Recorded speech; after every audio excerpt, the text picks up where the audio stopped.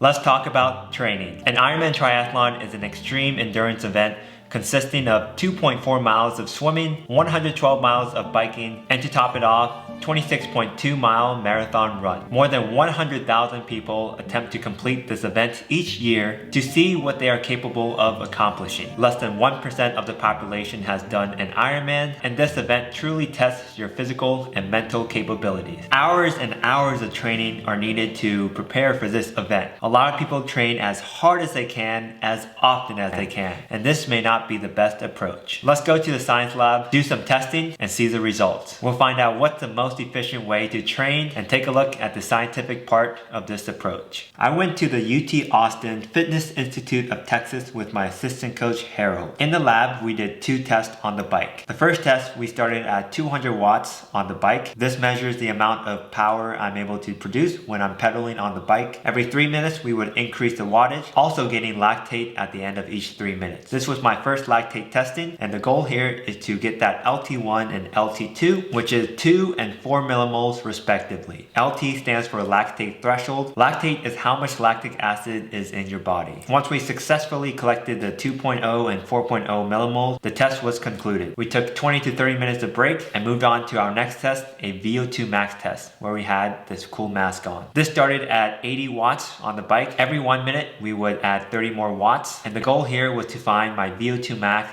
and go until failure. With these 2 tests combined, we were able to get some pretty good data and make some pretty good graph that we're able to interpret from. I love being transparent about my data as an up-and-coming pro triathlete. I just started triathlon just under 3 years ago and going into my 2nd pro season. I have a collegiate swimming background, so I'm used to pushing very hard efforts in the pool. Here's a snapshot of my data. In this table, we can see each of our data with a heart rate and power. My LT1, 161 heart rate, LT2, 175 heart rate. Aerobic threshold has a low 138 heart rate, anaerobic threshold 175 heart rate. In this table, there's 5 training zones that we usually use. The first training zone is easy, 110 to 138 heart rate. Zone 2 is also known as the aerobic zone. Zone 2 would be 139 to 150 heart rate. Zone 3, also known as sweet spot or tempo zone, 151 to 159 heart rate. Zone 4, threshold heart rate, usually the heart rate I can hold for just under an hour.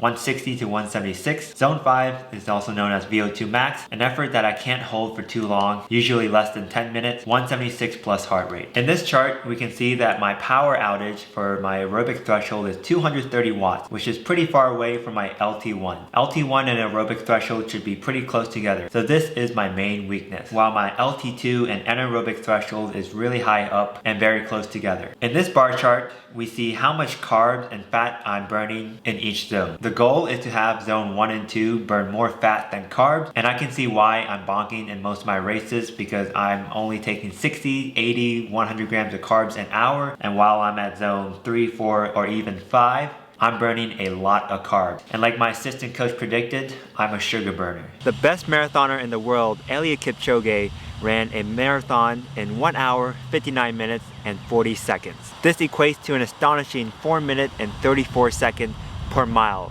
for 26.2 miles. I haven't even ran a mile in 4 minutes 34 seconds, let alone for 26.2 consecutive miles. In his training, 85% of it is usually in zone 1 and the zone 2 category, and the other 15% is working on his threshold and sweet spot or tempo category. Of those 85% of those 200 kilometer weekly mileage, he's doing zone 1, zone 2. In terms of pacing, that's 6 minutes 30 seconds per mile, up to 8 minutes per mile on his easy run. 8 minutes per mile. That's 3 minutes and 30 seconds slower than his marathon race pace. If your marathon race pace is 7 minutes per mile, then add 3 minutes to that, your easy pace should be 10 minutes per mile pace. Which may seem slow, but at the end of the day, you are working on building your aerobic system. Since Ironman Texas is about 5 weeks away, I'll probably have 4 weeks of solid building, 1 week of taper. I think a week of taper for me should suffice. For me, I don't think I need 2 weeks of taper. The plan is to build, and for the run, build to maybe that 60, 65. I'm not sure about the 70, but I think we'll cap it off at 65 miles per week. And the main goal is to target that right around 138 heart rate and see over the next couple days, the next couple weeks, how fast I can run at that 138 heart rate. And that will matter during an endurance event like an Ironman. With that being said, my biking and my running are my two main weaknesses. So I gotta put a lot of time into those two sports, meaning 80 to 90% going into the zone 1, zone 2 training, while the other 10-15% I'll do some zone 3 sweet spot, zone 4 threshold, or maybe some zone 5 VO2 max sessions. But my main goal is to build this aerobic base. Because the best in the world, they've been doing this for such long years, decades, and they already have built up this solid foundation. And that's what I'm missing. On the other hand, for my swimming, I do believe I am training too hard. Since this is my strength, I don't need to be racing every single practice. I've been having hard swim practices, doing 80-100s on a 120 interval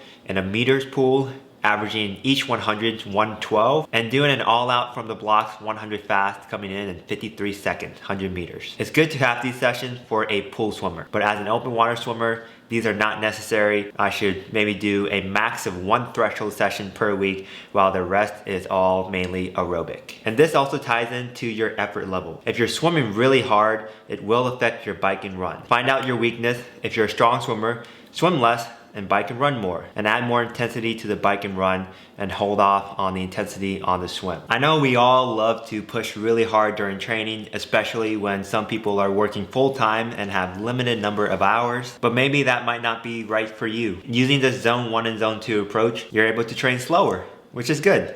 It's easier, but it does has its pros and cons, and I'm pretty curious of what you guys think. I hope you can take something out of this video and apply it to your training. Thank you so much for watching this video. After getting a lactate and VO2 test, my coach and I has a better idea of how to train for my upcoming race, Ironman Texas. Again, thank you so much, and I'll see you guys in the next video.